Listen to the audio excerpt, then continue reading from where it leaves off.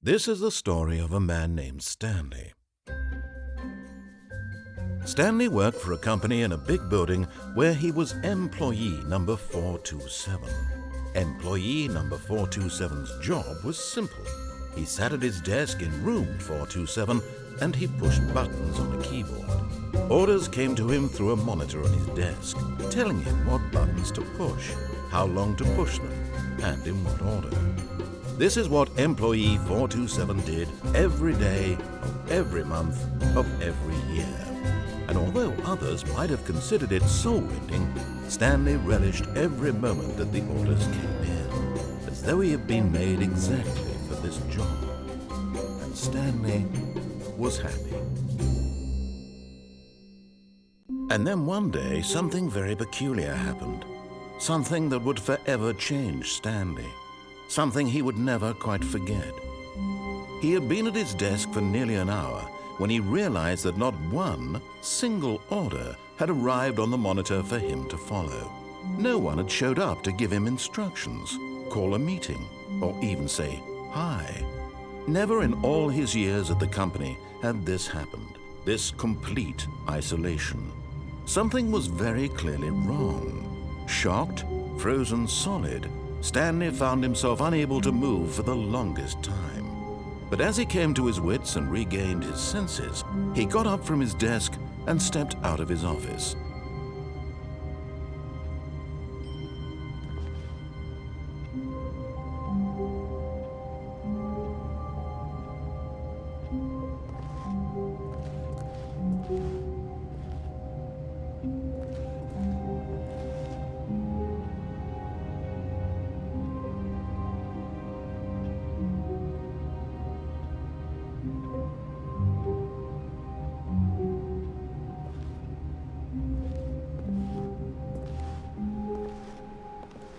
All of his co-workers were gone. What could it mean? Stanley decided to go to the meeting room. Perhaps he had simply missed a memo. No matter how hard Stanley looked, he couldn't find a trace of his co-workers.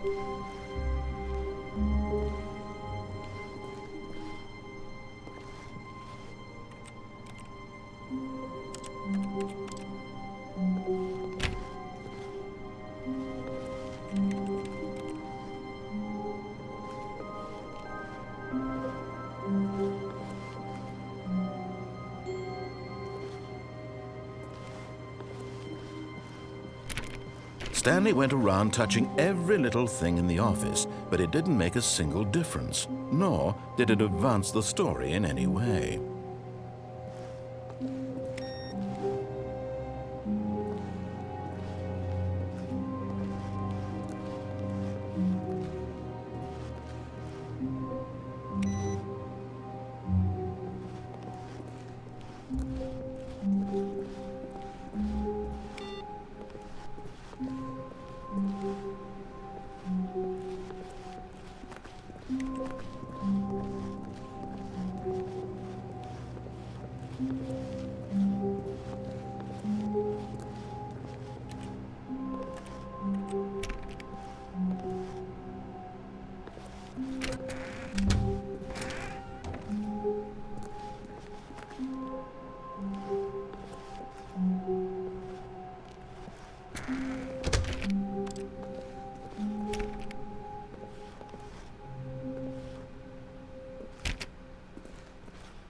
When Stanley came to a set of 2 open doors, he entered the door on his left.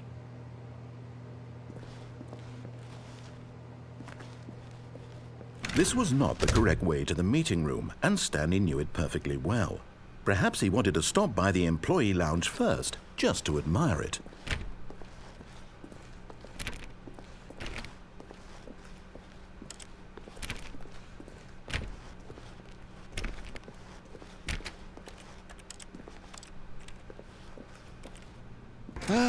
Yes, truly a room worth admiring.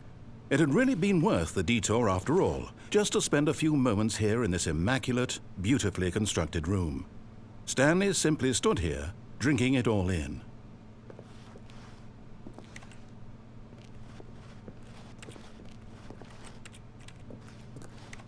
Yes, really, really worth it being here in the room. A room so utterly captivating that even though all your co-workers have mysteriously vanished, here you sit looking at these chairs and some paintings. Really worth it.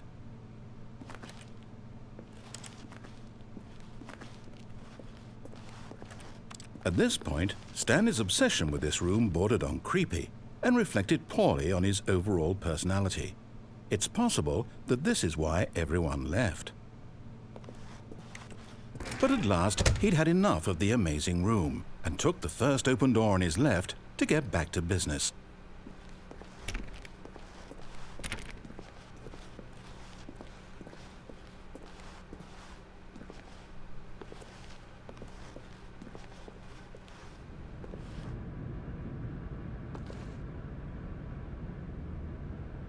Stanley was so bad at following directions, it's incredible he wasn't fired years ago.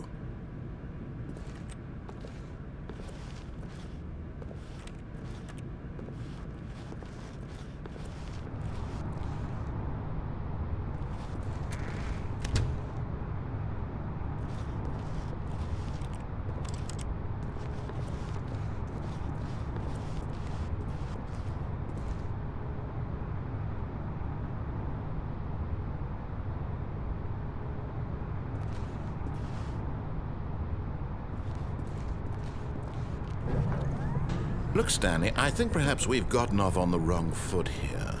I'm not your enemy, really, I'm not.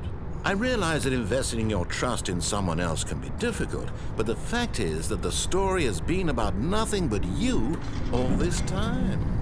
There's someone you've been neglecting, Stanley. Someone you've forgotten about. Please, stop trying to make every decision by yourself. Now, I'm not asking for me, I'm asking for her. This is it, Stanley. Your chance to redeem yourself, to put your work aside, to let her back into your life. She's been waiting.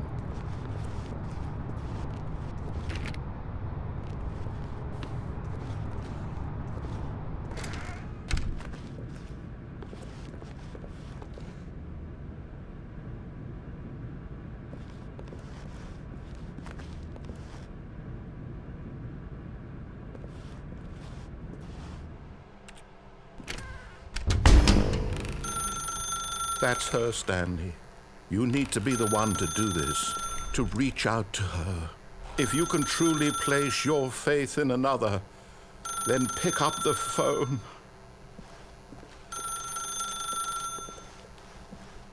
As Stanley picked up the phone, a white light engulfed him, filling him not just with radiance, but with hope. Hope for a life reunited one... Wait. Oh, goodness. Stanley, did you just unplug the phone? No, that wasn't supposed to be a choice. How did you do that? You actually chose incorrectly. I didn't even know that was possible. Let me double check. No, it's definitely here, clear as day. Stanley picks up the phone. He's taken to his apartment where he finds his wife, and the two pledge themselves to one another. Music comes in, fade to white, roll credits. Not picking up the phone is actually somehow an incorrect course of action. How is that even possible? None of these decisions were supposed to mean anything. I don't understand. How on earth are you making meaningful choices? What did you... Wait a second. Did I just see... No, that's not possible. I can't believe it. How had I not noticed it sooner? You're not Stanley. You're a real person. I can't believe I was so mistaken. This is why you've been able to make correct and incorrect choices. And to think I've been letting you run around in this game for so long. If you'd made any more wrong choices, you might have negated it entirely. It's as though you completely ignored even the most basic safety protocol for real-world decision-making. Or did you not grasp the severity of the situation? Well, I won't have that kind of risk on my watch. I'm going to stop the game for a moment so we can educate you properly on safe decision-making in the real world. Please observe this helpful instructional video. Choice. It's the best part of being a real person, but if used incorrectly can also be the most dangerous. For example, in this scenario, a hypothetical real person named Stephen has a choice. He could spend years helping improve the quality of life for citizens of impoverished third world nations. Or he could systematically set fire to every orphan living in a 30-kilometer radius of his house. Which choice would you make? Remember that unlike here, the real world makes sense, and at no time should you make a choice that does not conform to rational logic. If you find yourself speaking with a person who does not make sense, in all likelihood, that person is not real. Allow the person to finish their thought, then provide an excuse why you cannot continue talking. Turn to a partner and practice saying, "My goodness, is it 4:30? I'm supposed to be having a back, sack, and crack."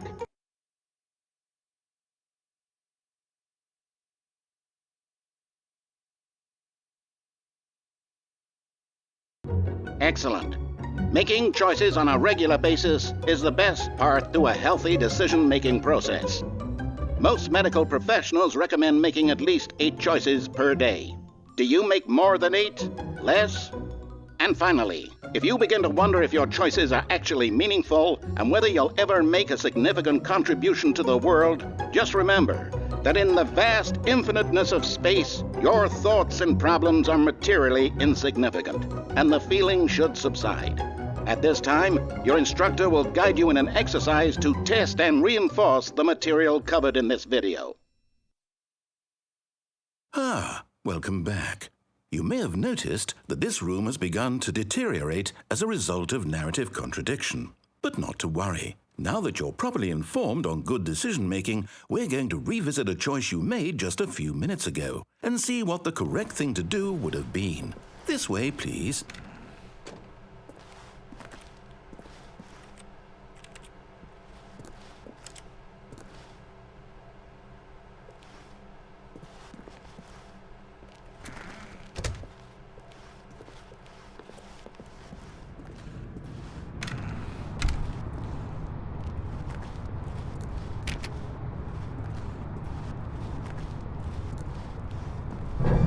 Now that we know your choices are meaningful, we can't have you jumping off the platform and dying. Imagine the main character dying senselessly halfway through the story. That story would make no sense at all. We just need to get you home as soon as possible before the narrative contradiction gets any worse. Unfortunately, it seems this place is not well equipped to deal with reality.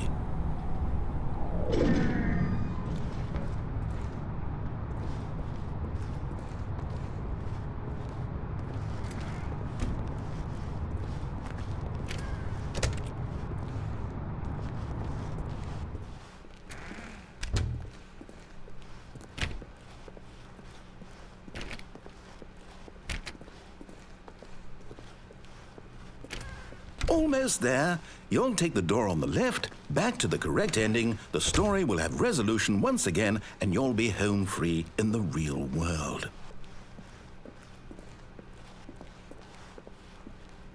Now remember, all you need to do is behave exactly as Stanley would. That means choosing responsibly and always putting the story first. I'm quite sure you'll be up to the task. Just follow my lead and you'll be fine. All right. When Stanley came to a set of 2 open doors, he entered the door on his left.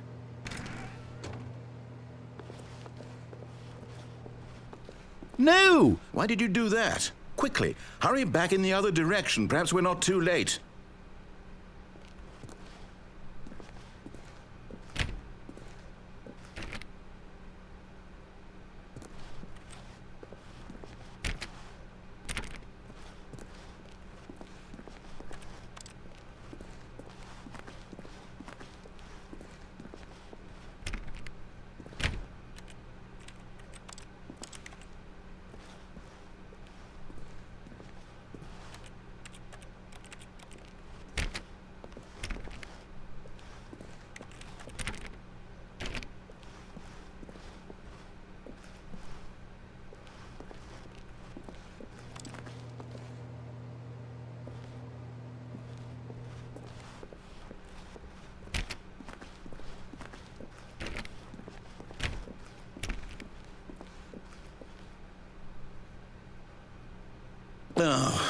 just ruined. I can't believe, after everything we talked about, that my story, you've destroyed my work. Why? For what?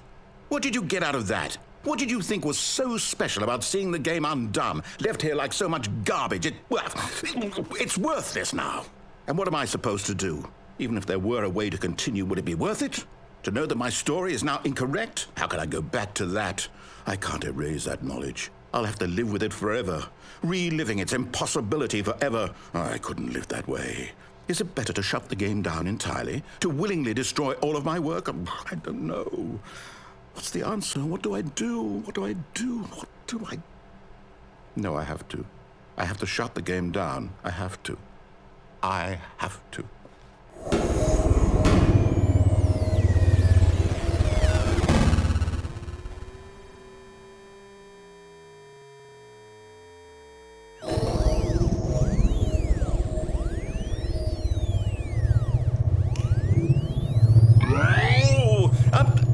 I'm here. I'm still here. Here in this pile of rubbish. With you. You, who thought you were so clever. Now look where we are. My entire game is destroyed. It was the only thing in the world that was mine, and you've run it into the ground. What, did you think that would be funny? You just had to see? Didn't I impress upon you how important it was to be like Stanley?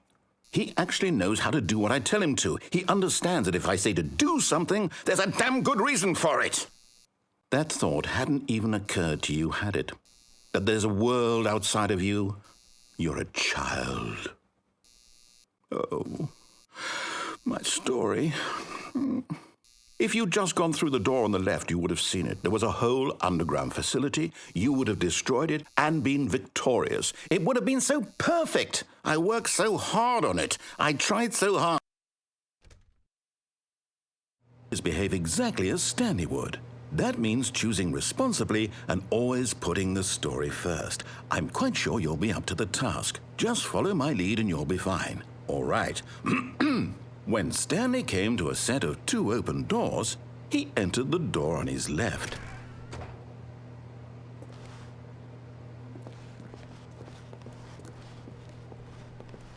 No! Why did you do that? Quickly, hurry. Behave exactly as Stanley would. That means choosing responsibly and always putting the story first. I'm quite sure you'll be up to the task. Just follow my lead and you'll be fine. All right. When Stanley came to a set of 2 open doors, he entered the door on his left.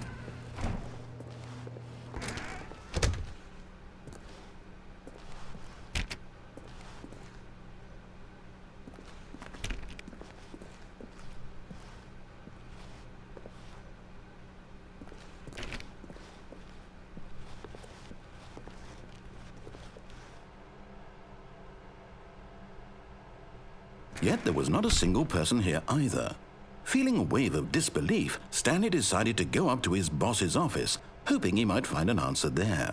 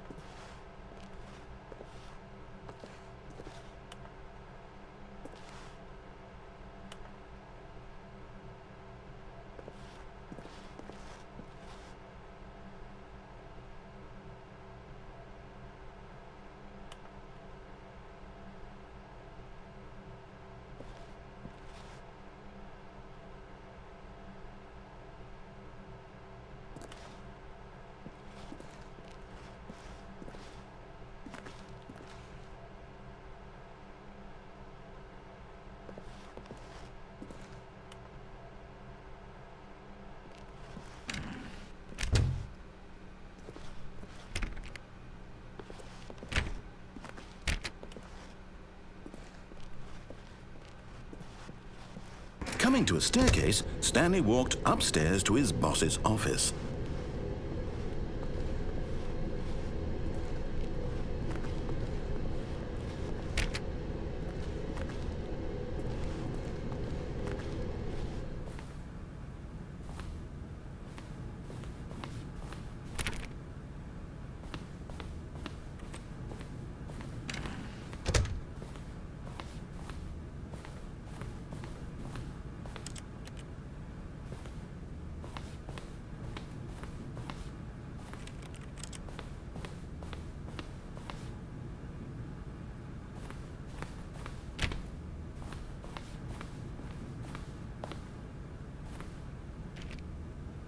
Stepping inside his manager's office, Stanley was once again stunned to discover not an indication of any human life.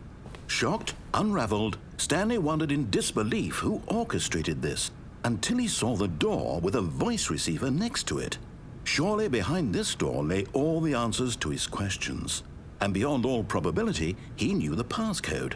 He had seen it on his boss's computer just last week. Night Shark 115. Was this the code to open the door? Would it still work? There was only one way to find out. Stanley had been trained never to speak up, but now he would draw from within himself the courage to face the unknown. He drew a sharp breath and then spoke the code.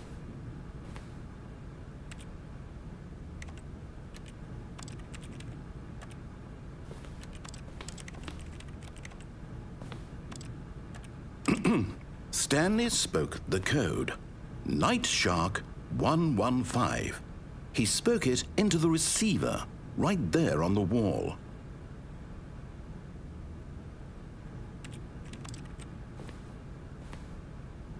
I'm sorry, is there a problem? You didn't mishear me, did you? Please speak the code into the receiver. Otherwise, we can't get on with the story. This is a crucial step.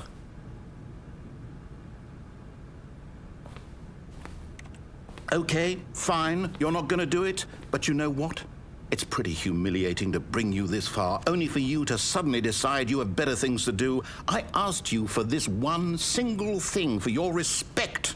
The kind of respect Stanley shows for his choices. He knows what it means to take a story seriously.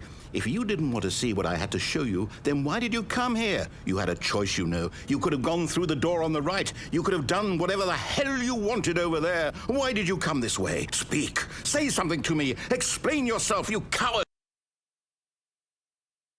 When Stanley came to a set of two open doors, he entered the door on his left. Stanley? Hello? Are you... Is everything okay? Stanley, please. I need you to make a choice. I need you to walk through the door. Are you listening to me? Can you hear me? Is everything all right? Stanley, this is important. The story needs you. It needs you to make a decision. It cannot exist without you. Do you understand me? Whatever choice you make is just fine. They're both correct. You cannot be wrong here. We can work together. I'll accept whatever you do. I simply need you to take that step forward, please. Choose. Do something. Anything. This is more important than you can ever know. I need this. The story needs it. So, you hear me? Are you there? Are you listening to this? Stanley, are you there? Okay. It's okay, I can wait. You need time to decide. Time to make sure your choice is correct. That is the best choice. That's all right. I'll wait for you to decide what's the right thing to do. Take as much time as you need.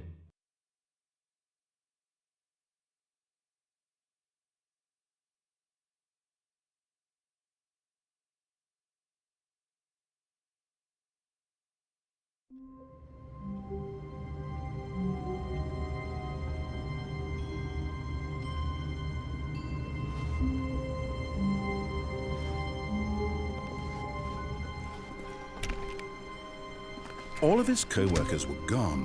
What could it mean? Stanley decided to go to the meeting room. Perhaps he had simply missed a memo.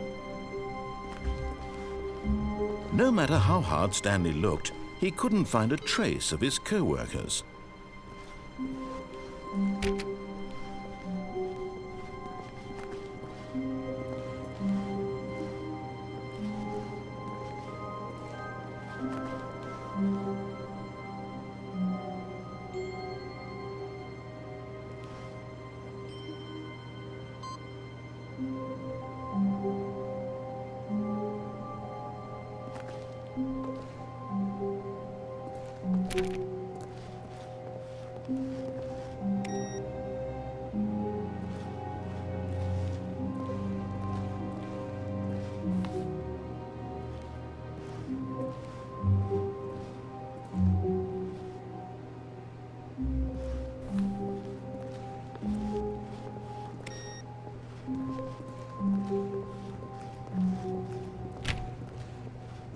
Stanley went around touching every little thing in the office, but it didn't make a single difference, nor did it advance the story in any way.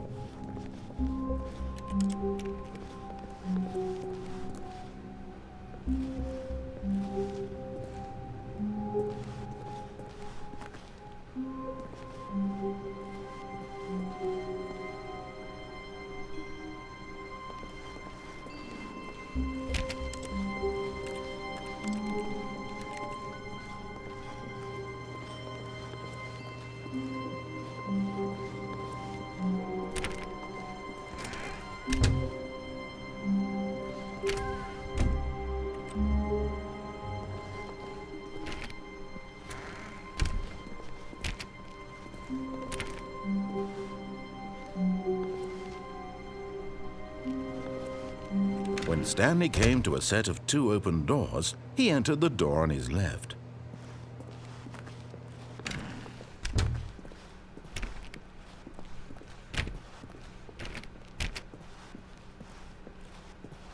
Yet there was not a single person here either.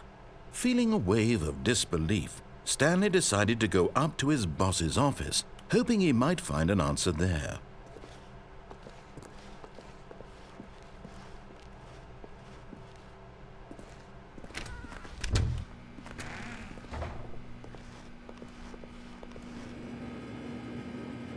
Stanley stepped into the broom closet, but there was nothing here, so he turned around and got back on track.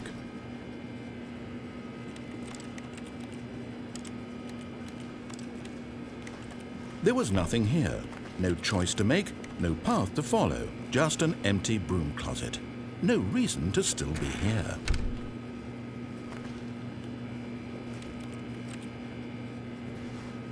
It was baffling that Stanley was still just sitting in the broom closet. He wasn't even doing anything. At least if there was something to interact with, he'd be justified in some way. As it is, he's literally just standing there doing sweet FA.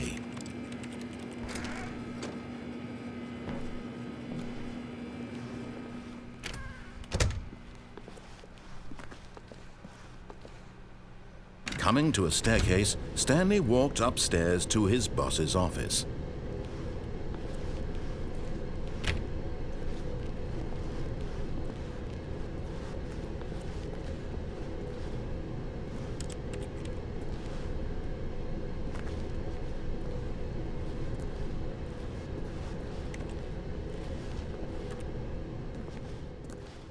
But Stanley just couldn't do it. He considered the possibility of facing his boss. Admitting he had left his post during work hours, he might be fired for that. And in such a competitive economy, why had he taken that risk? All because he believed everyone had vanished? His boss would think he was crazy. And then something occurred to Stanley. Maybe, he thought to himself, maybe I am crazy. All of my co-workers blinking mysteriously out of existence in a single moment for no reason at all? None of it made any logical sense. And as Stanley pondered this, he began to make other strange observations. For example, why couldn't he see his feet when he looked down? Why did doors close automatically behind him wherever he went? And for that matter, these rooms were starting to look pretty familiar. Were they simply repeating? No, Stanley said to himself, this is all too strange. This can't be real. and at last he came to the conclusion that had been on the tip of his tongue. He just hadn't found the words for it. "I'm dreaming!" he yelled. "This is all a dream." Oh, what a relief Stanley felt to have finally found an answer, an explanation. His co-workers weren't actually gone. He wasn't going to lose his job. He wasn't crazy after all. And he thought to himself, I suppose I'll wake up soon.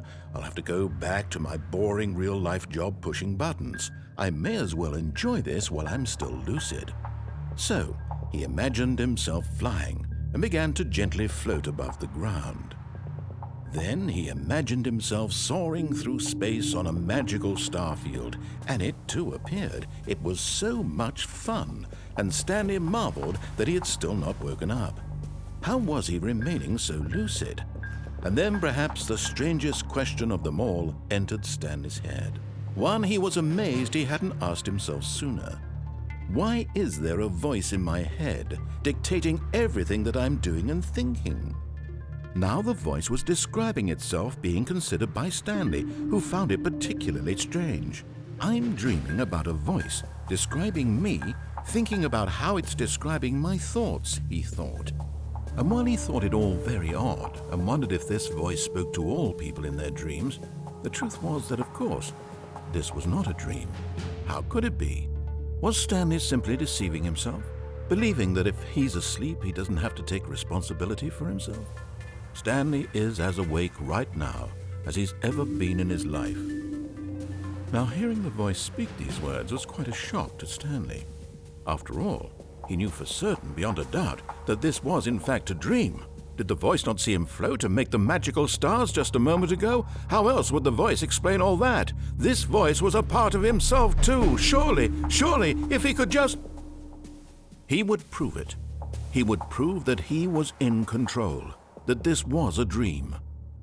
So he closed his eyes gently, and he invited himself to wake up. He felt the cool weight of the blanket on his skin, the press of the mattress on his back, the fresh air of a world outside this one. Let me wake up, he thought to himself. I'm through with this dream. I wish it to be over. Let me go back to my job. Let me continue pushing the buttons. Please, it's all I want.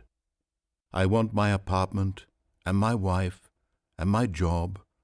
All I want is my life exactly the way it's always been. My life is normal. I am normal. Everything will be fine. I am okay.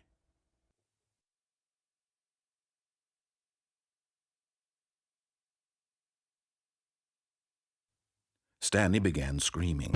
Please, someone, wake me up. My name is Stanley. I have a boss. I have an office. I am real. Please, just someone tell me I am real. I must be real. I must be. Can anyone hear my voice? Who am I? Who am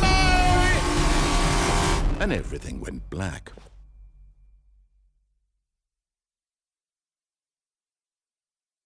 This is the story of a woman named Mariella. Mariella woke up on a day like any other. She arose, got dressed, gathered her belongings, and walked to her place of work. But on this particular day, her walk was interrupted by the body of a man who had stumbled through town talking and screaming to himself, and then collapsed dead on the sidewalk. And although she would soon turn to go call for an ambulance, for just a few brief moments she considered the strange man. He was obviously crazy. This much she knew. Everyone knows what crazy people look like. And in that moment, she thought to herself how lucky she was to be normal. I am sane. I am in control of my mind. I know what is real and what isn't. It was comforting to think this, and in a certain way, seeing this man made her feel better. But then she remembered the meeting she had scheduled for that day. The very important people whose impressions of her would affect her career, and by extension, the rest of her life. She had no time for this, so it was only a moment that she stood there, staring down at the body. And then she turned and ran.